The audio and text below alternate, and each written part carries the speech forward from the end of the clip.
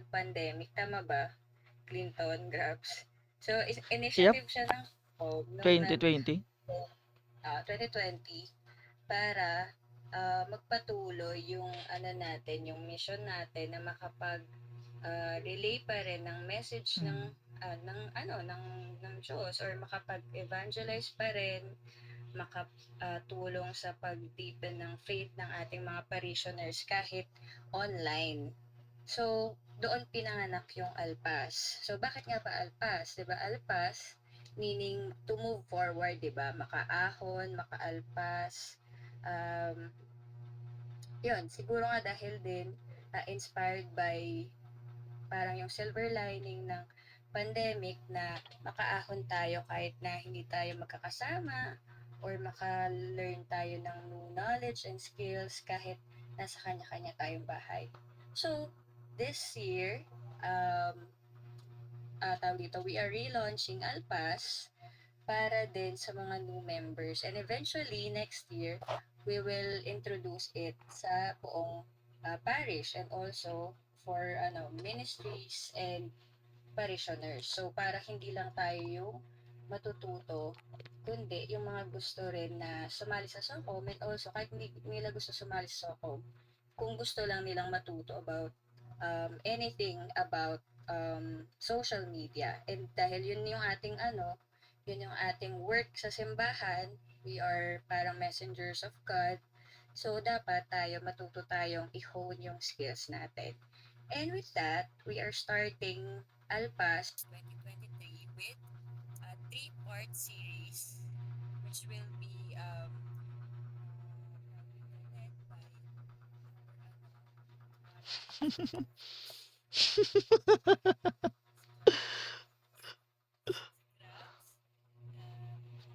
Mm.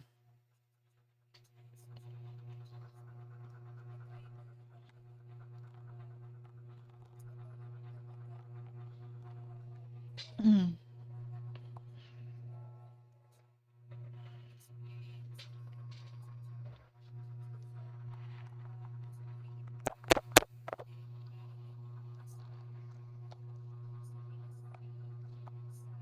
Mm.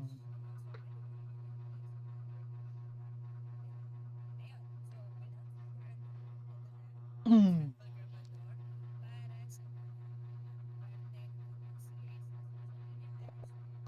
Crab.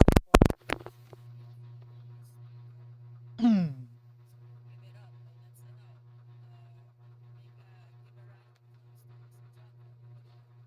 Woo! Okay, thank you, Miss DJ Christy. DJ pala. So, hello, welcome back sa mga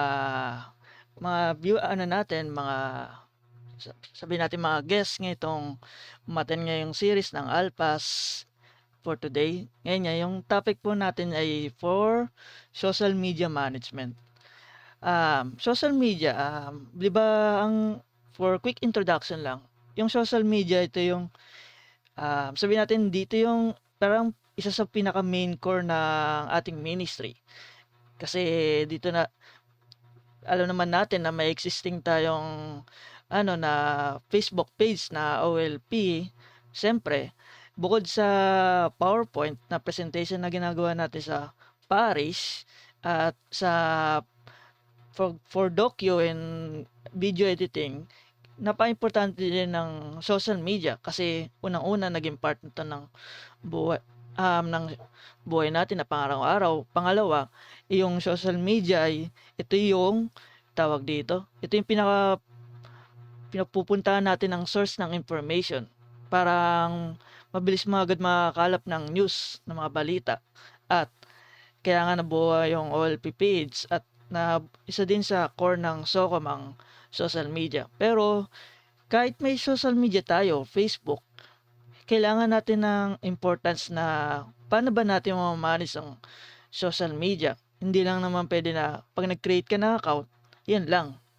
Siyempre, kailangan mo rin na pangalagaan na at alam na paano ba ito i-operate. Kaya no, nabuo yung ano na to na Alpha series na social media management para ano itong webinar series na to para maging guide or maging basic tools na maging kaalaman ninyo to manage the social media, especially sa ating ministry. How to handle yung mga existing natin na social media sa Paris, like sa Facebook page, meron din, kung aware din kayo, meron din tayong Facebook group, saka ayun nga, yung bagong-bago ngayong taon ay meron din tayong ngayon na kagawa lang ni Bon na TikTok, kung saan din ipopost yung mga video natin. So, wag na natin patagalin. For first, quick introduction lang. Sino nga ba tong si JP Grabador na speaker nyo ngayon? Yun nga. For quick introduction, yun nga, yung social media manager din ako sa Canva graphic designers. Kung ma-focus itong 40 na to, maganda rin itong maging 40. Kumbaga, in the future role, pwede rin i-apply na itong pagiging graphic designer. Pero later on na natin i-discuss yan. So, yun na nga yung introduction. And then next, ito yung mga some past and present project na na-handle. Yun nga sa OLP Nova o sa Paris page natin. Before, minanage ko nga yung social media page natin from posting, schedule, and so on. Yun nga sa Almusalita, naging social media assistant ako. And then, sa CoinsPS, naging community moderator ako. Parang ito yung naging affiliate ako ngayon. Sumala last year until today, naging affiliate ako ng CoinsPH na community moderator nila sa Telegram, Discord, and other platform nila. Later on, i-discuss ko ano ba ang ibig sabihin ng social media assistant and manager, yung mga term na yan. For next stage, ano nga ba yung 3 vital roles ng social media? For the questions, sa tingin nyo, ano kaya yung 3 vital role na to na social media? Kung may sagot kayo, pwede nyo naman i-comment sa Gmeet na to. Hintayin lang natin. Yes, pwede. Going once. Going twice. Okay. Sige, wag natin patagalin. Ang sa akin, ito yung pinaka-3 vital role ng social media ay social media marketing, social media management, and social media assistance. Kung in the future sa inyong profession, malalaman nyo rin yung pinagkaiba ng 3 term na to. Pero for the meantime, yung magiging focus muna natin ay social media management. Pero makikita nyo naman sa graphic na yan, may yung 3 yan ay parang magka-connect din yan eh. Marketing, assistant, and management. So, let's proceed naman. Yes, tama. Tama si Bless. Collaborate. Ang pinaka key point ng social media management o ang ginagawa natin sa ministry ay for content creations. Siyempre, kung papansin nyo noon yung page natin, meron tayong mga daily prayers, tapos minsan, meron din tayong yung mga ganap sa simbahan, pinapost din natin siya. Yung mga activities sa simbahan, tapos yung minsan, dati may Tarakape, tapos ngayon meron ng Christianos. Yun yung sa mga type ng content creations. Management, ito yung, siyempre, paano mo manage yung page? Yung, parang, yung monitor mo siya, kailangan naka-post, and then, engagement, siyempre, ito yung, parang magre-reply ka. Kailangan mo mag-interact. And then, social media marketing, medyo Ang pinagkaiba ng social media management saka marketing, kasi recently or last week, pinagtalunan din 'to sa isang group na ano nga bang vital role ng social media marketing and social media management. Um, ang social media marketing, ayun nga, yung kung mababasa ninyo, ito yung kailangan mag-strategize, analytics, and wag niyo kakalimutan yung brand identity. Kasi for the brief overview, yung management, i-manage mo lang yung Facebook page o other social media platforms.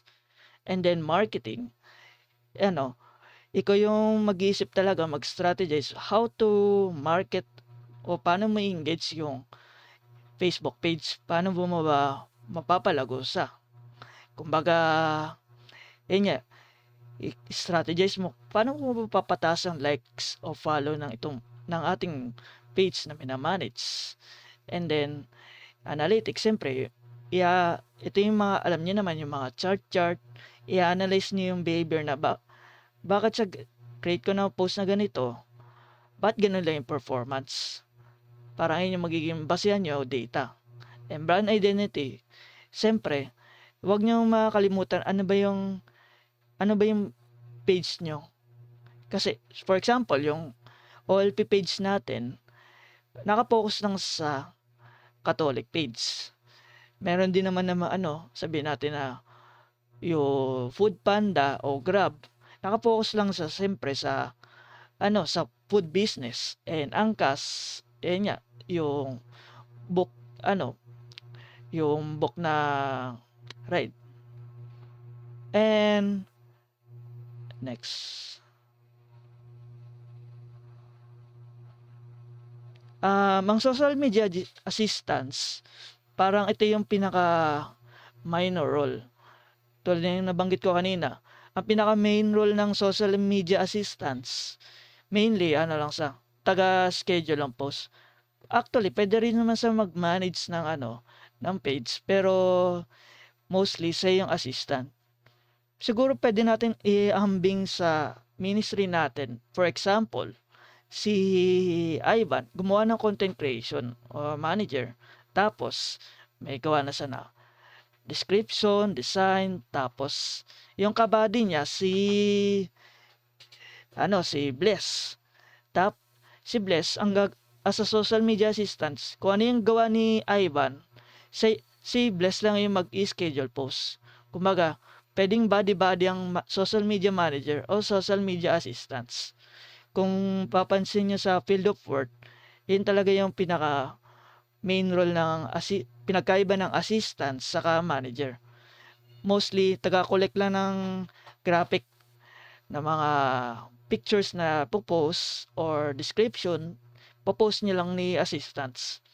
Kumbaga, si manager, more on management ng page, saka content creation. Tapos si assistant na mabahala magka-calendar post kung ano yung pagkakaano. You call in 15 minutes.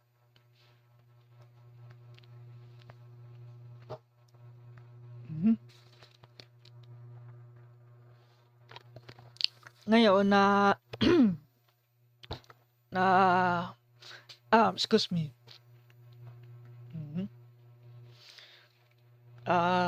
Yung natin, ito, mastering the basic social media management essential. Una, yung pinaka-vital role din pwede rin gawin ng social media manager yung mag-strategize. For the trivia QA question, pwede nyo i-comment ano yung pinaka at least 2 core component ng SMM o social media manager. Ano ba yung ginagawa niya? Kung nakinig kayo kanina na bigay ko na yung parang pinakatatlo na key role o ginagawa ng social media manager. Okay, just give me 5 seconds. Nandiyan po ba kayo? react naman kayo kung active pa ba kayo o nakikinig pa ba kayo. Yan. Going once, going twice. Okay. Walang sagot. Collaborate. Pwede din. For me, ito yung pinaka-component ng social media management na pinaka-importante din sa ministry natin.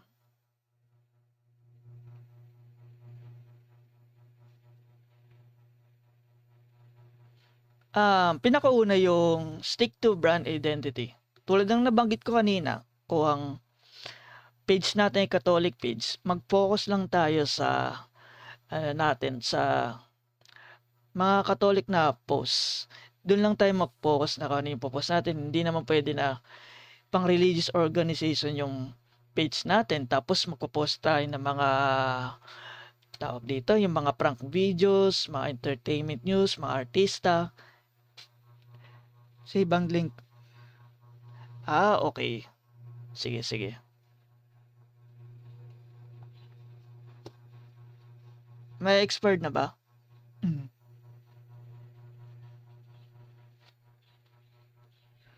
Sige, go muna. Okay. Tapusin muna natin ito yung una. Yun yung stick to brand identity. Siyempre, alamin natin yung pinaka-target audience saka color and logo. Bakit ko nga ba ito nilagay? Yung target audience o demographics, pinaka-importante din sa yung pag-manage ng Facebook. Kailangan natin wag nating kalimutan itong tatlong ito, yung age, gender, location. Siyempre, yung sa page naman natin, for all ages naman pero kailangan mo rin i-analyze yun ng ano bang performance ng page natin. Alam na natin na medyo middle age or medyo seniors na yung madalas nag-interact sa page natin. So, doon tayo magpo-focus ng content. Pero, iano pa rin natin siya. Kailangan pa rin natin i-meet yung target na age na mga millennials, Gen Z, pero mag-stick pa rin tayo sa pinaka-main target natin. Kung ano ba yung target audience natin, siyempre, yung gender, i-analyze natin yan. Location, ito ang pinaka sa importante. Siyempre, yung page natin ay sa Lourdes, Camarin. Pinaka wild na scope, pinakamalawak ay pwede sa Caloocan. Pero mag-focus lang tayo sa pinaka-target location natin. Kasi ito rin yung mostly common mistakes ng iba na parang post ka lang, parang watak-watak. Hindi, depende sa pag-create ng page. Kailangan mag-focus ka talaga sa goal na ano yung pinaka-target location mo. For example, yung business mo na sabihin natin, food business. Kung ang target location ng page mo yung demographics ay within Camarin, Caloocan lang with free delivery, tapos nagpo-post ka ng mga sinishare mo yung post ng page mo sa mga groups ng mga OFW sa Japan o sa Bicol, Bulacan, di parang magiging din. One point, pwede rin lumawak ang reach mo. Pero at the same times, may domino effect din yan. May kita yung post mo, pero paano nila ma-interact yung page mo. For example lang sa food business. The same time din pwede natin sa OLP page natin, sa parish page, pwede natin i-wide reach yung mga post natin, katulad ng Christian o sa iba't ibang location. Pero, mag-stick pa rin tayo sa target audience natin na within Camarin kasi yung mga activity ng parish natin na most na pinapost natin ay within Camarin lang. Sila yung Kumbaga, pag may event, silang yung mga malalapit lang sa pares natin ang makakapunta.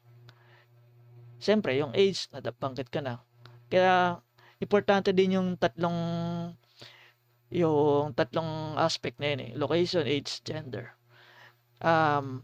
In the long run, sa ma-identify nyo rin pag nag-manage kayo ng page, na ito yung demographics. So, mag-next naman tayo.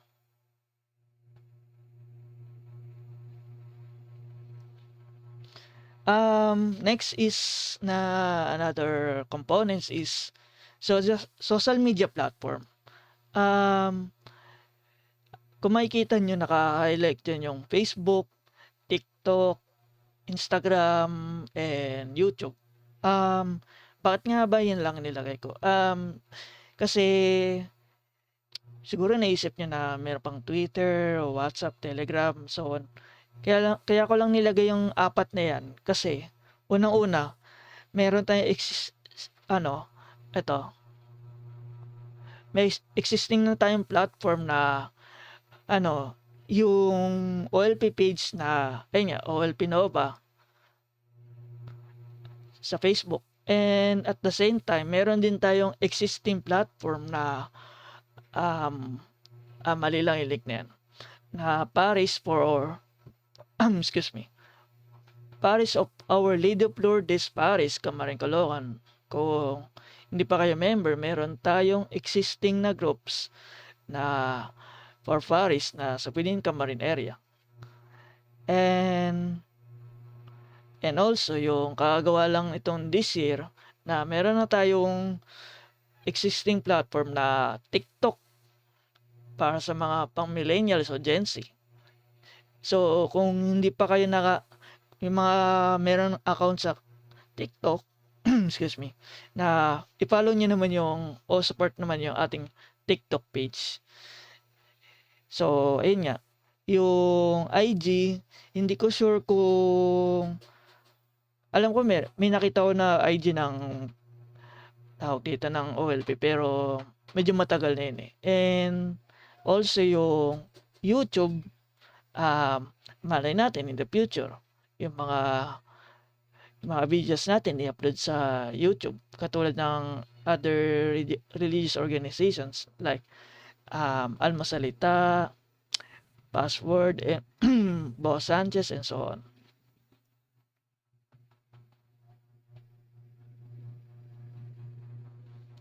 Ito, engagement. Sa engagement, una nyo maiisip dito yung comment and reply. Siguro, part din naman siya ng engagement, pero ang sa akin, ang tatlong pinaka-core value ng engagement, kung gusto nyo ma-engage yung page ninyo,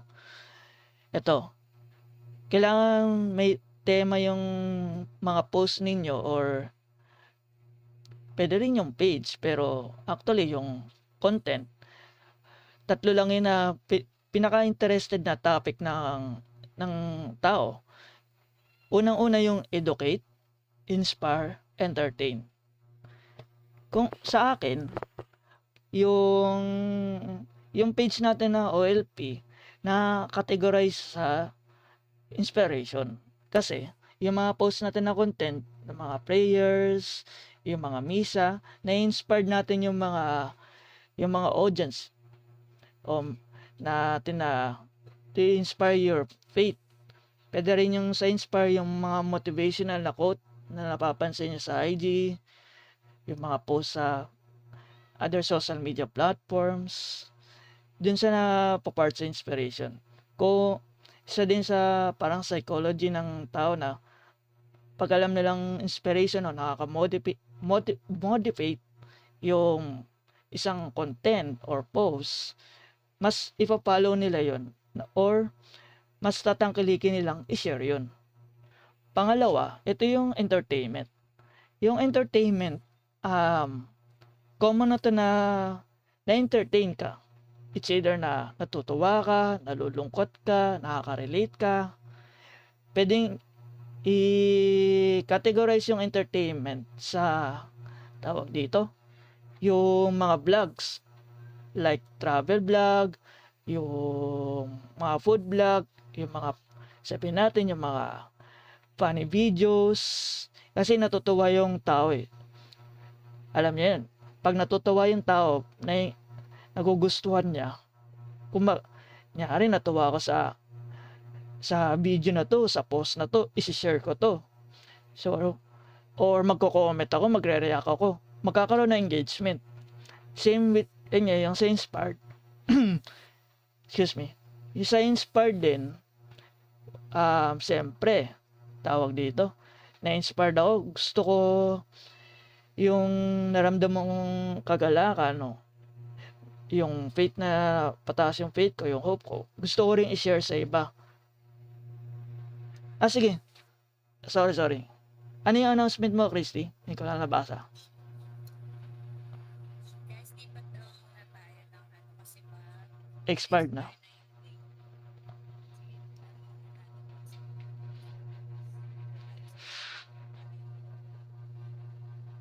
Okay. Bye. Mag-join kayo ah.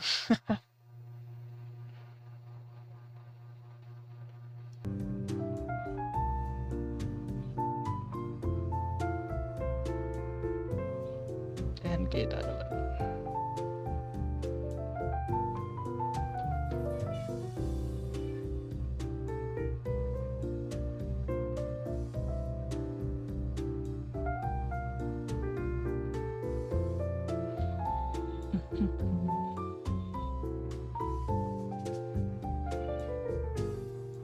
Mukhang wala pa ata si Bon. Antayin natin si Bon.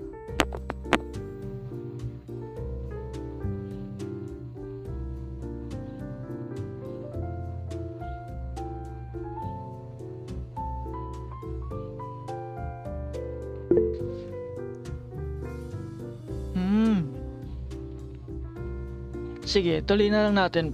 Naka-record naman din to eh. Para di rin sayang oras.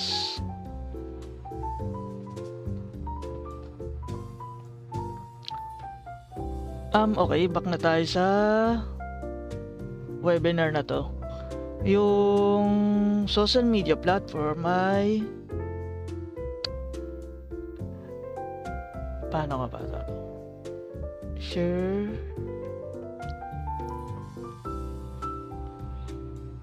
for quick overview lang. Pakita natin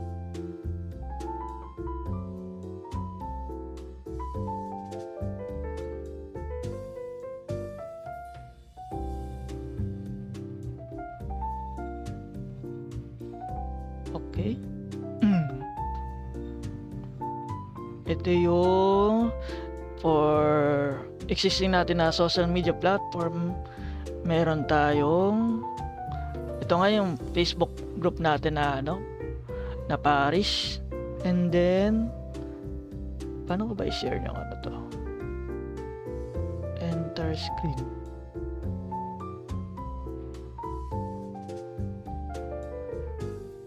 Ito. Kita ko rin.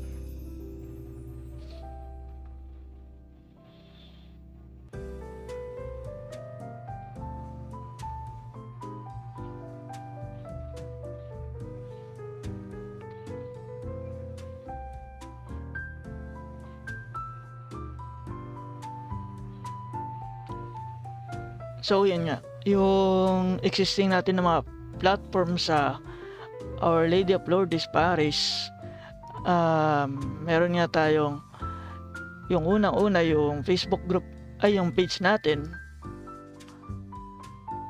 na ito OLP Nova. Pangalawa yung Facebook group natin na Parish. Kung in the future kung may time kayo, ayun nga, i-accept na lang yung friend request, yung mga pending approvals. So, mainly manage the Facebook group talaga. And lastly, yung bagong create na account natin, na sa TikTok, yung OLP Nova. Ayun yung unang post, tapos yung fresh na Christian Knows na episode 3 something. Ayun, i-like and follow lang natin yung ating TikTok account saka yung Facebook page na Paris. So going back sa ating webinar,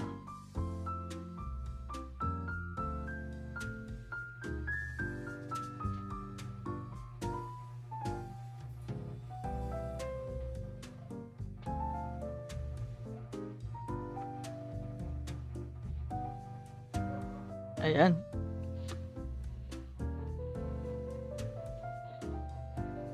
Skip na natin yan.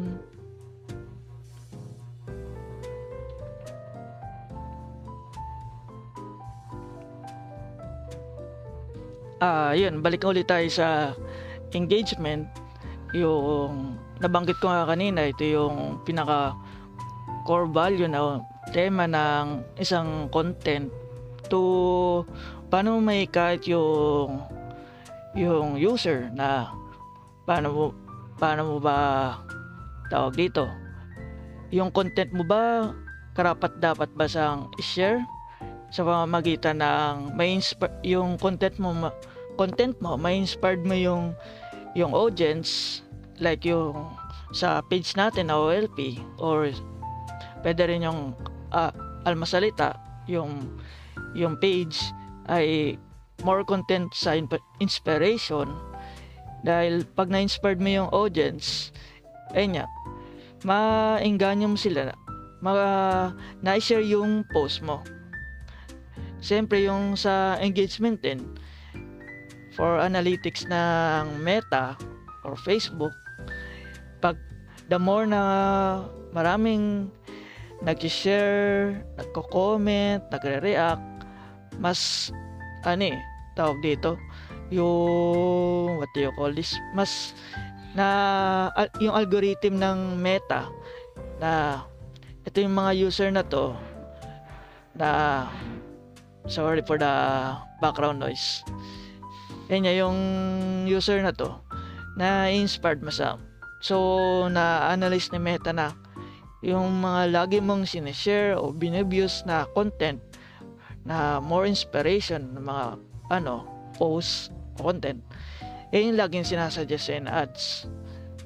And also yung entertainment o entertain, yun yung sinabi ko kanina na more on, sabihin natin yung actually pwede more on videos pero pwede rin namang post yung napapasaya mo yung users sa pamamagitan ng memes, joke, tapos yung mga vlog, kumbaga yung mga vlog ng artista, mga vloggers, yung na-entertain mo sila, na-entertain yung audience, kaya kung ano yung na-feel nila, siyempre isi-share nila sa iba. And lastly, yung background also yung educate, nga, siyempre ito yung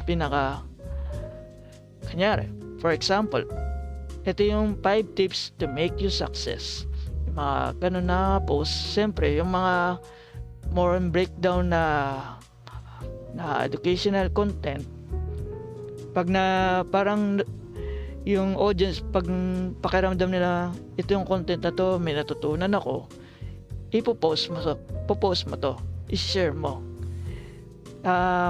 Siyempre yung tatlong core values niya, pwede rin yung mag-combine.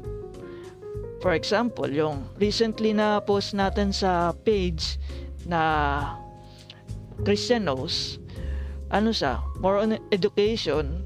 Yun nga, bakit yung birthday ni Mama Mary ay September 8, pinaliwanag ni Pads. Siyempre, may reflection din si Father Roy na may inspired mo yung audience. Pero yung sinabi ko kanina, kahit combine mo yung tatlo na yan, may nagpo-focus pa rin sa pinaka-main na team ng isang content. At yung Christian Knows, more more on educate the audience, yung mga audience natin sa social media. And parang subcategory na lang yung inspiration yung pinaka later part niya na reflection ni Pads.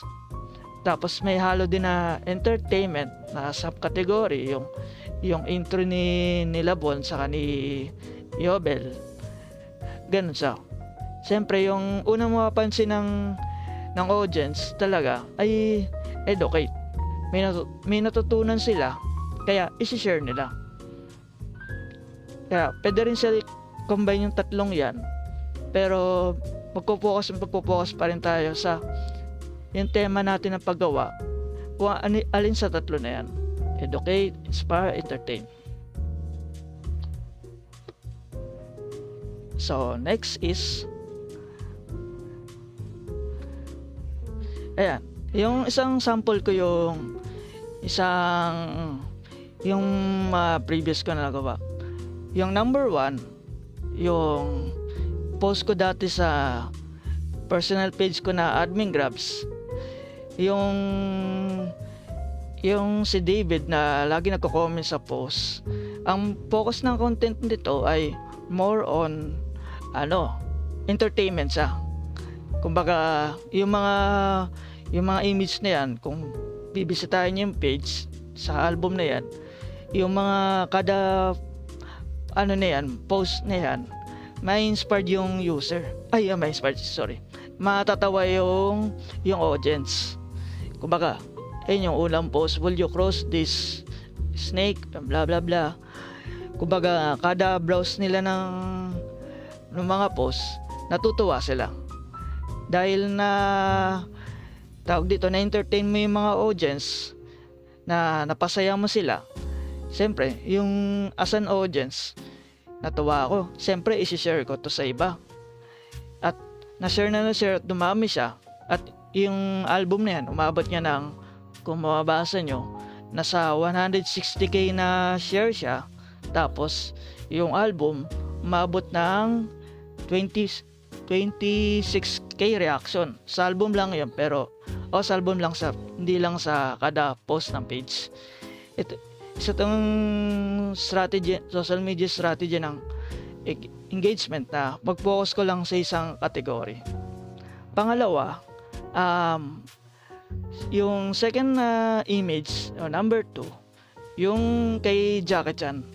Actually, this year lang ako nag-venture sa YouTube, yung shorts na video. Kung papansin nyo yung YouTube shorts, lang sa tawag dito, less than 1 minute. Pag yung video mo na less than 1 minute yung seconds niya, automatic na short video siya. Ayun nga, na-inspired yung short video ng YouTube sa TikTok.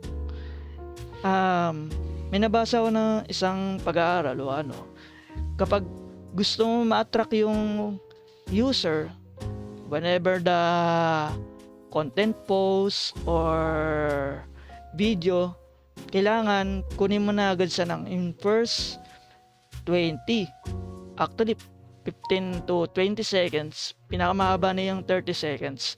Kailangan makuha mo yung attention ng user na, kumbaga, simula agad, tawag dito, may impactful agad yung post mo na image o content or video. Kung hindi mo makakuha yung attention ng user in first 15 to 20 seconds, iba nga 3 seconds lang. Pag hindi mo nakuha yung attention nila, scroll down agad. Pag nakuha mo yung attention nila, mariretain na yung audience mo na magstay sa post mo. Kaya yung sa napanood ko, kung gagawa kayo ng mga video na mga intro vlog,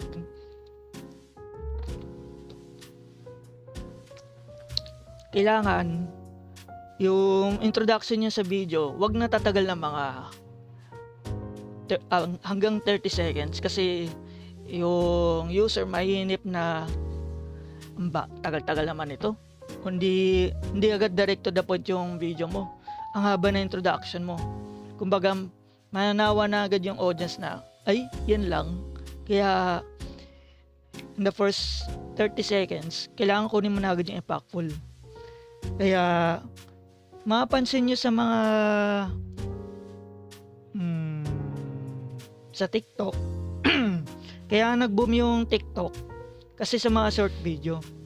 Kumbaga, nakuha na agad yung attention eh.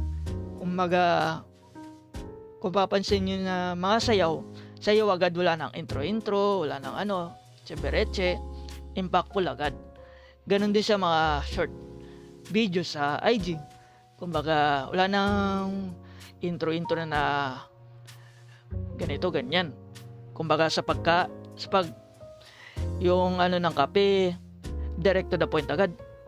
Hinahalo na agad. Hindi na, maaaring pinapakita yung mga ingredients, pero mabilisan lang. Kaya kailangan mong kunin yung impact na attention ng audience agad eh. Less than 30 seconds. Dapat 15 nga eh. Isa sa best example yung almusalita na page. Yung familiar kayo, kaya nag-boom yung mga daily reflection ni Father Luciano kasi unang-una, short video siya, pangalawa, direct to the point.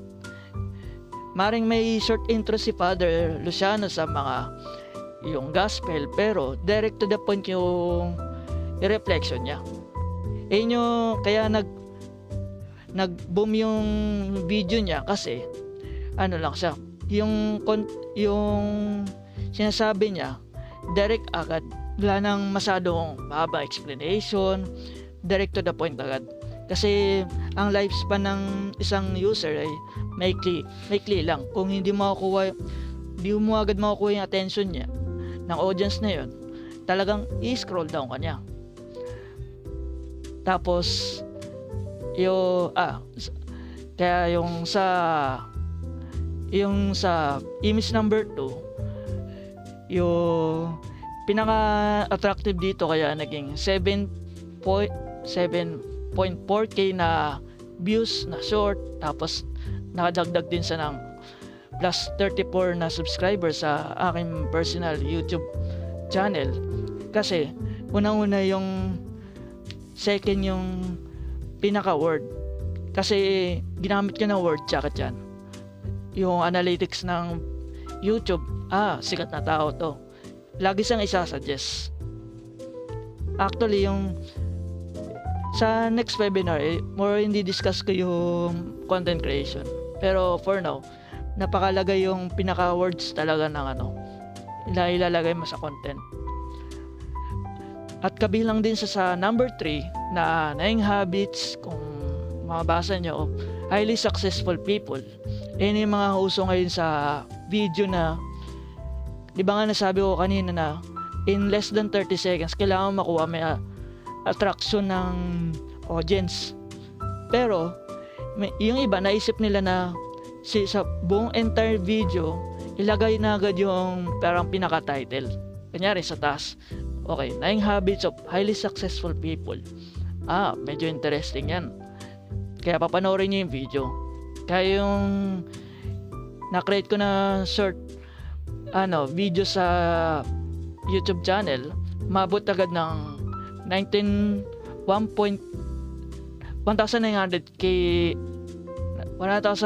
views na agad.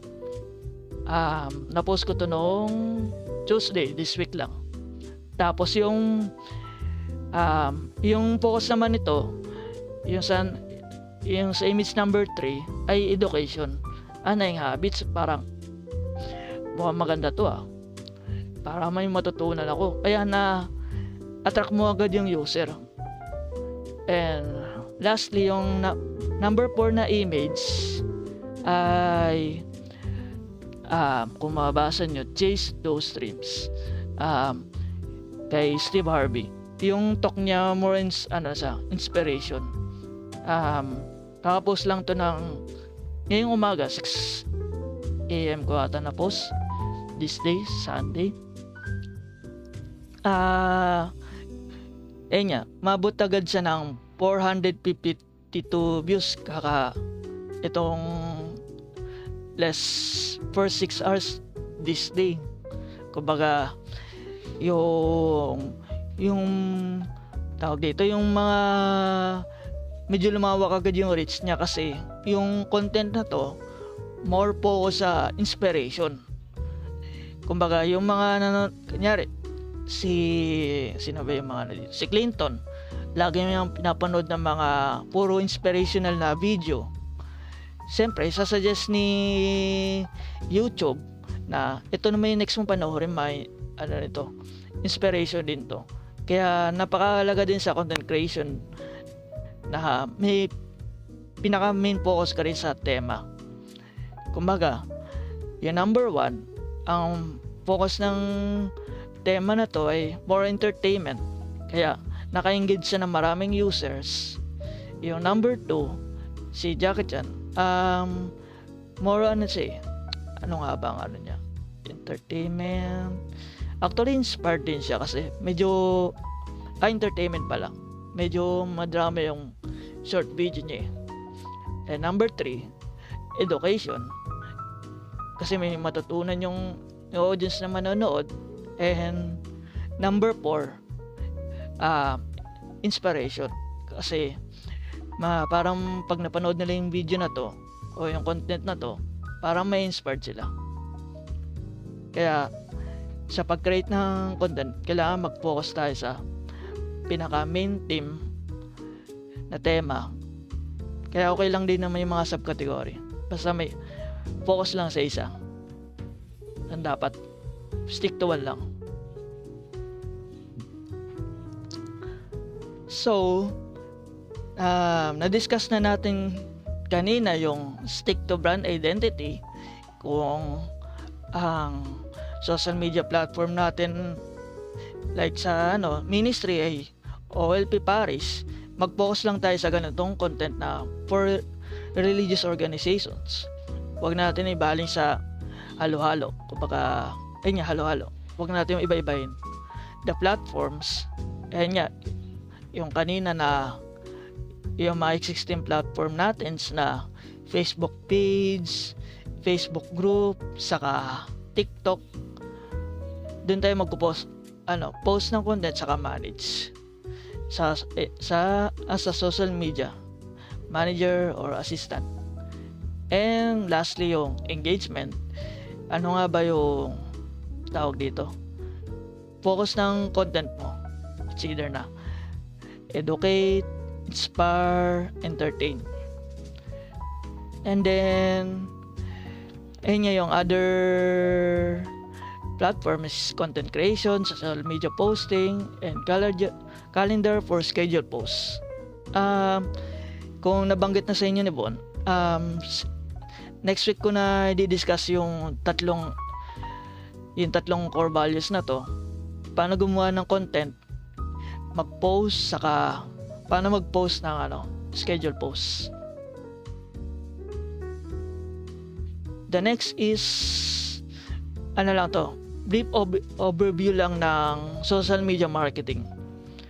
Kung naalala niyo, sinabi ko kanina, ang social media manager o management, ang pinaka main focus ng role niya ay pag-manage talaga ng mga social media ng client o yung pinaka main admin.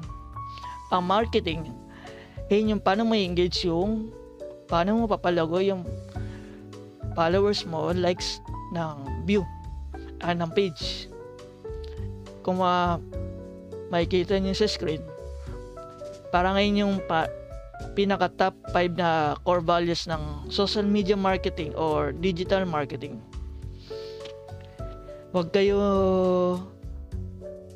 Actually, pwede rin naman under ng social media marketing yung management, pero ang pinaka main goal ng marketing, paano mo palago talaga yung page. Kung naalala niyo yung kwento ko kanina, mayroong isang post sa isang social media group. Si client kasi nag-hire ng social media manager para i-manage yung yung page ng business niya. Pero si client ano siya, parang napansin niya na bakit yung page ng business niya hindi lumalago yung likes saka followers. Yun pala, yung ayon sa mga comments, yun nga yung main role ng social media manager, i-manage talaga yung page ni client. How to manage yung mag-post, content creation. Siyempre, parang sa field of work na kayo, hindi na scope ni management yung pagmamarket ng page. Kumbaga, may ibang tao mag-iisip niyan eh. Sabihin natin sa tawag dito sa corporate world, yung merong graphic designer saka social media manager. Si graphic designer, siya yung gagawa ng content or image. Si social media manager, siya yung magpo-post ng content sa social media. Parang ganun din yung pinagkaiba ni marketing saka ni manager. Si marketing o digital marketing, siya yung mag-iisip ng idea paano papalago yung business mo o yung social media page mo. At si manager, siya yung susunod sa kung ano yung plano ni marketing. Medyo mahaba na yung kwento, pero ito nga yung key values ni marketing. Define your goals and metrics. Siyempre, yung i-relate natin sa page, ano nga ba yung mission vision ng ministry natin, and ano din ang mission vision ng parish page natin na OLP Nova. Kaya nga, check your target audience. Katulad ng sinabi ko kanina, kailangan natin alamin yung ano ba yung mga target nating audience. Kung Gen Z ba o yung mga millennials, medyo middle age, seniors. Kung tawag dito, kung more on audience natin ay medyo about at the age of 40 plus, kailangan natin mag-plan your content strategy.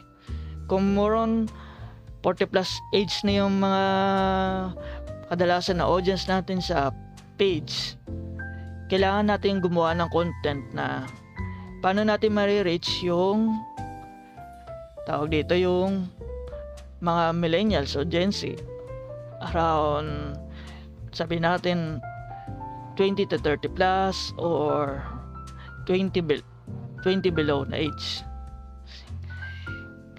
Kaya medyo crucial din yung as a marketing.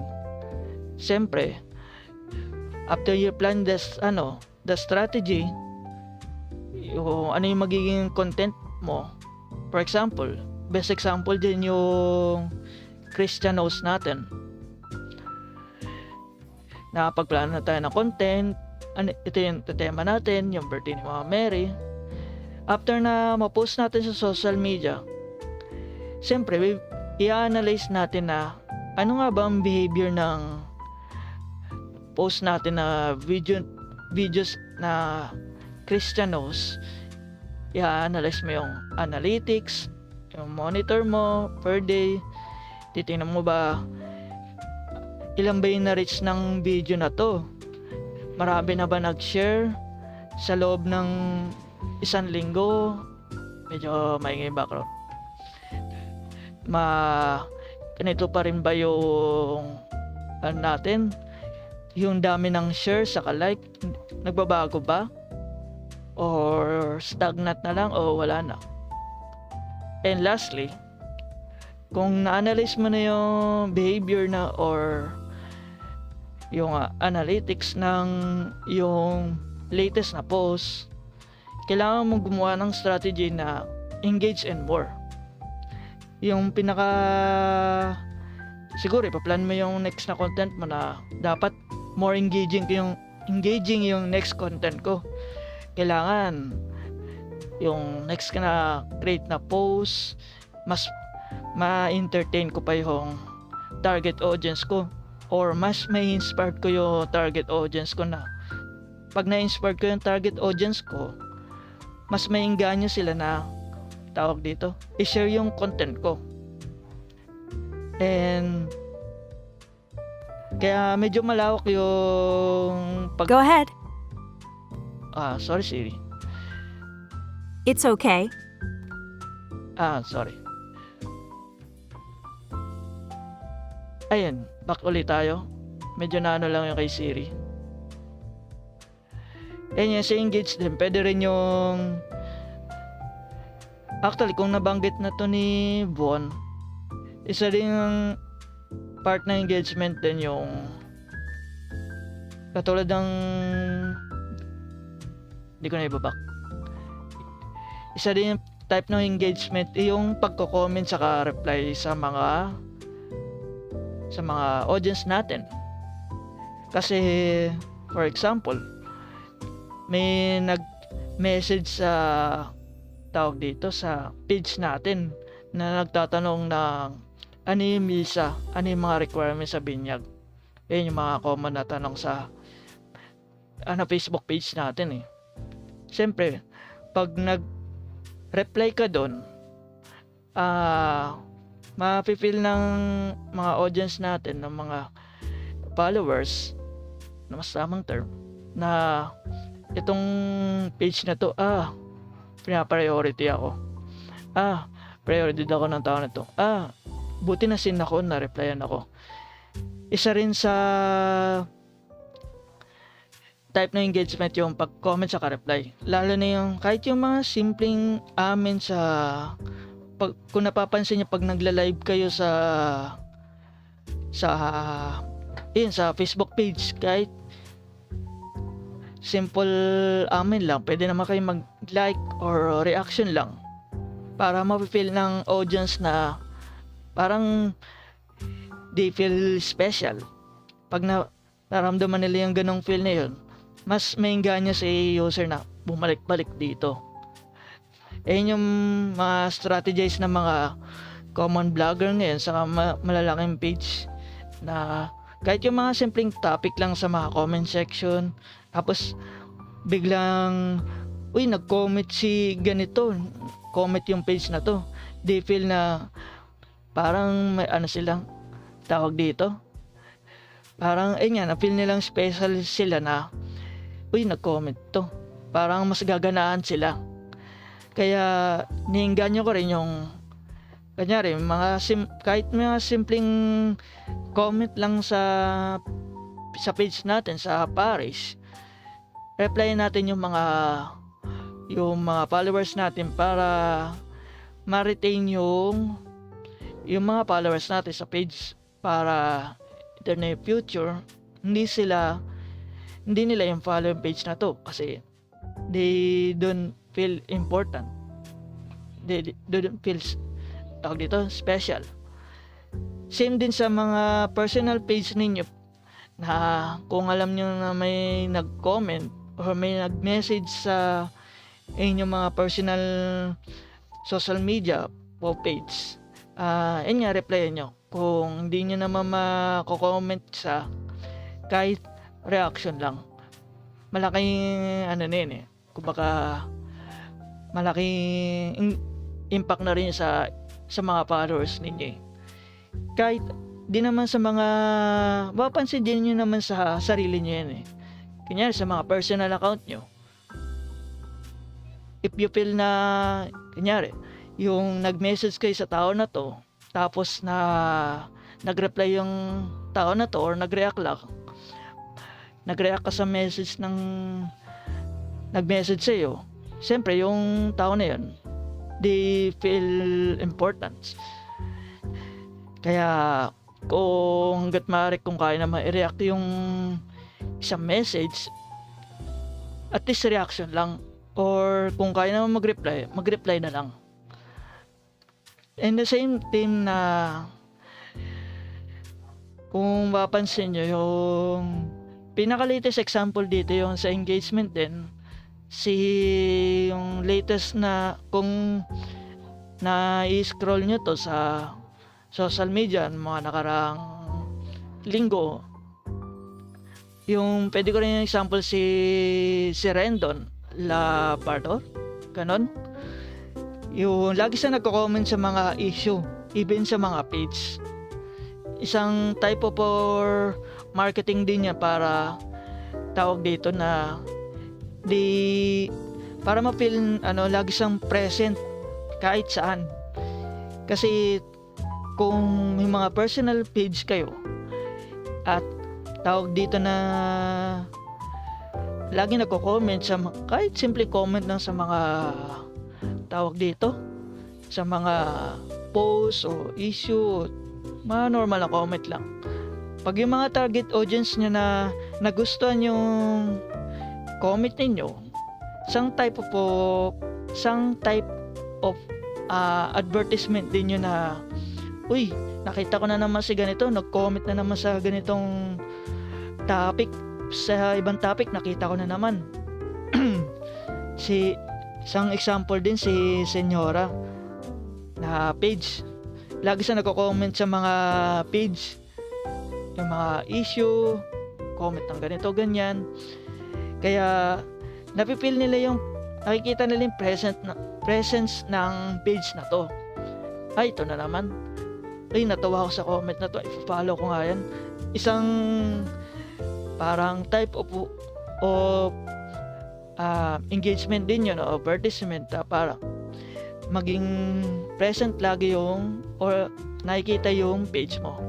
Kaya malaking tulong din yung tawag dito, yung bagong platform or changes ng Meta o Facebook na nagpapalitan ng profile yung Facebook page sa personal profile mo, para kasi yun yung naisip ni user na yung Facebook page parang personal profile na rin yan, na pwede ka mag-interact to other page or other person. Kaya baga kung ano yung mga latest update sa social media, yun yung gamitin nyo ng take advantage nyo, pag-aralan. Tapos i-share ko din yung latest na tawag dito, yung update sa Messenger, yung note. Commonly sa Instagram lang yun. In the near future, pwede nyo na lagyan nyo na tawag dito ng type of advertisement. Hindi ko lang sure kung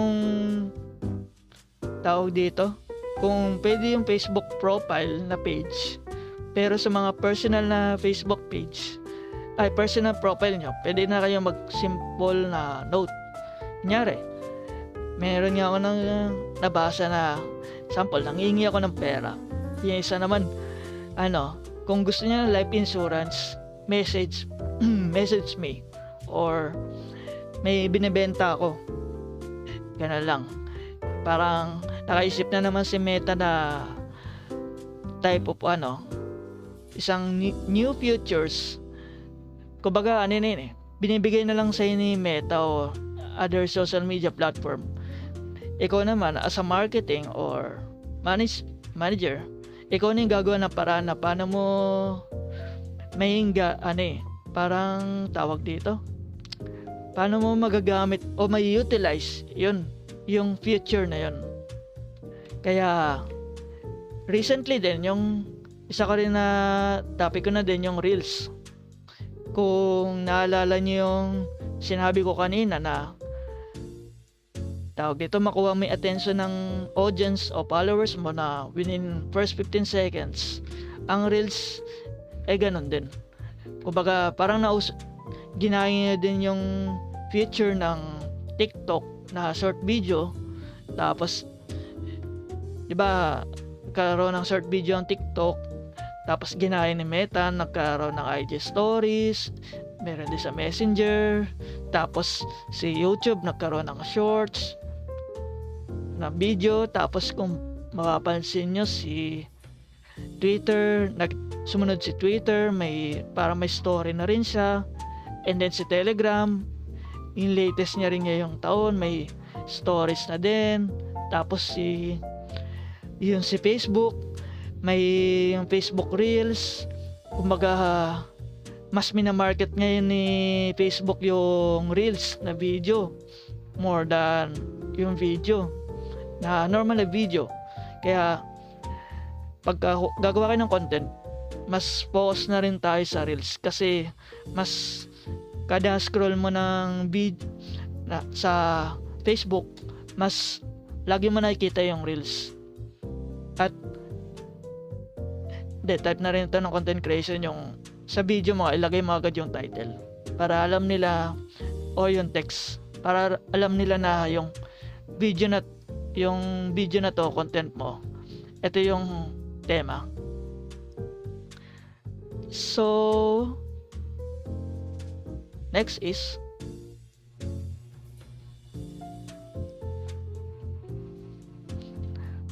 if you have any question, you can comment sa Gmeet or you can raise your hand na lang o gusto magsalita. Kung ayaw magsalita, Hello. comment lang. Sige, go. Hello. Ayan. So, natapos na yung unang part ng session natin with Master Grabs. Baka may mga question po kayo dyan. Any question para mag-open mic na tayo kung sino ang gustong magtanong kay Master Grabs. Sige, ako muna. May tanong ako. Anong Yes? importance ng hashtags Grabs? Importante pa rin ba siya ngayon sa pag-boost ng engagement and likes sa videos, Yes. sa post, sa kung ano mang content? Actually, yung hashtag na strategy, in-next topic ko na rin for next week sa content creation. Pero for short overview lang, yung hashtag ay tawag dito. Yes, may importance pa rin sa content, pero kasi yung for the recent years, ang ginagawa kasi ng mga ibang content creator, parang ang daming hashtag. Kumbaga, na-analyze daming hashtag na nilalagay. Which is okay din naman sa simula, pero in the long run, na may nabasa ko isang article na hindi na siya masyadong okay sa isang marketing. Kasi na-detect na rin ng iba't ibang platform tulad ng sabihin natin ng YouTube, yung Instagram, Facebook, and TikTok. Ayaw na nila ng masyadong maraming hashtag kasi makakategorize nga as spam. Parang itong post na to, parang ang daming hashtag, parang spam na lang parang ang dating yung content mo, parang hindi na siya laging papakita ng mga yung mga other social media platform ng Facebook. Kaya may recommended sila na at least na sa YouTube at least 3 mao-post, tapos sa YouTube at least mga 15 nata. Tapos yung ganun din sa Instagram saka Facebook, mga at least 3 to 5 na hashtag. Kasi mas binavalue nila yung first, kunyari yung sa sinabi ko sa Facebook, mas binavalue nila yung first 5 or 3 na hashtag, tapos and the rest parang dating na lang yun, parang spam na lang parang less impactful na lang. Kaya mas prioritize yung una 3 mo 5 hashtag. Kaya sa pagka-create ng post, kaya much better na mas less yung hashtag, mas mapapansin ng content mo. Yan lang. Okay. Thank you. Ayan. So, merong question si Ivan about sa pag-boost ng post. Ayan. Ano? Go. Okay. Yung sa pag-boost ng post, tawag dito, yung sa social media natin, may dalawang way yan eh. It's either na kung may time ka, tawag dito, pwede mo i-share yung content mo. Pangalawa, pwede mo na, pabayaan mo na lang yung content mo at ibabost mo na lang sa, which is kailangan mo magbayad. Yes, is effective naman yung boost na yan kung for me, kung yung pagmamanage ng page, medyo wala ka masyadong time sa pag-share ng mga content sa mga iba't ibang groups, ibang platforms. You can boost the page. Kasi tulad ng nasabi ko kanina, for example, si Clinton, kung lagi niya na view na content lagi, puro more on inspiration na video na post, saka yun yung isasuggest ni Meta, Facebook. Kaya yung mga binost mo na content na kung educational siya, yun yung isasuggest. Recommended siya kung may budget ka at wala masyadong time, pero yung social media is free platform. Kung kaya mo namang i-advertise yung content mo sa mga friends mo na pa-share naman ng post na to para mas lumawak yung reach, mag-message sa mga friend mo sa mga GC o post mo sa mga group kung may time ka. Kaya boost is an optional for every person, lalo na sa time nila. Ayun, kung nasagot ko yung katanungan mo, Ayan, salamat daw, Master Grabs. Meron pa ba? May questions pa po ba tayo? In 5, 4, 3, 2, wow. 1. Ayan. So, I think that ends yung first part ng Yes. 3-part series ng social media management and content creation or kung ano man, parang about social media jungle with Master Grabs. So, last meron ka pa bang sasabihin, Master? Ang iyon ko lang na quote, siguro ay para na lang sa short quote lang na click with care, post with purpose, and be responsible in digital space. Think before you click. Kailangan maging maging responsable tayo sa anong mga pinapost natin sa social media. Kasi yung digital space natin, ginawa ito para ilabas yung freedom of expression natin, pero at the same time maging responsable tayo sa mga post natin, dahil once na post yan, hindi natin sure kung mabubura yung post natin. Mapangyarihan yung screenshot sa panahon ngayon. Pag nakita nila yan, pwede screenshot agad yan, tapos kahit buray mo, may screenshot ng ibang tao. Kaya maging responsable sa pagpo-post, kaya think before you click. And lastly,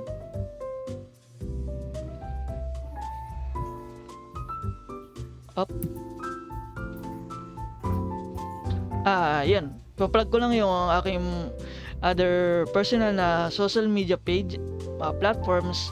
Yung sa aking Facebook page namin, yung aking YouTube channel, Instagram, tapos kaka-create ko lang tong this year na TikTok, yung TikTok na account, tapos yung Twitter X. And hindi ko pala na dito. Yung next week na magiging topic natin ay more focus sa content creation, and kung kaya ng time, paano mag-schedule ng post sa ating existing na social media platform, sa Meta Business Suite, sa ating Facebook page na OLP. Alright. Yes, Ayan. that's it. Maraming salamat. Master Grabs. That ends yung first part ng kanyang 3-part series ng social media management and creation. So, thank you so much, Master Grabs. Thank And you. next week, next Sunday, we'll be expecting everyone to join again para dun sa second topic niya, which is content creation and scheduling of post. So, that ends our program for today. Thank you for joining. Thank you. Ayan. Thank you, Master Yes. Gabs. Thank you, Ivan, Bless, and Claudine, and Kuya Chris. Yes. Bye-bye. Ayan, may Thank you. sabihin si Sige, Teacher sige. Ivan, may sabihin ka po. Ano po, Ate Chris, picture. Okay. I-open your camera po. Sige, ikaw na mag-screenshot, Ivan. Taray, anak ka na ng simbahan, Bless. Simbahan na agad. Nasa simbahan ka na agad, okay? Open. Ate Chris.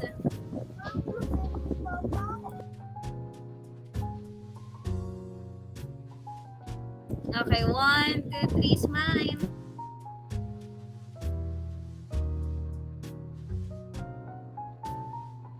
One more pa po. 1, 2, 3, smile.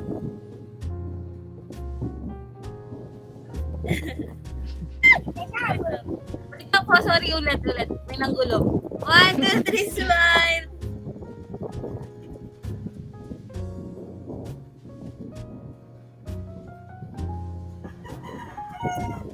Thank you po. Thanks. Okay, bye guys. Thank you po. Thank you po. Bye. Bye. Grabs, thank you so much. Yes, yes.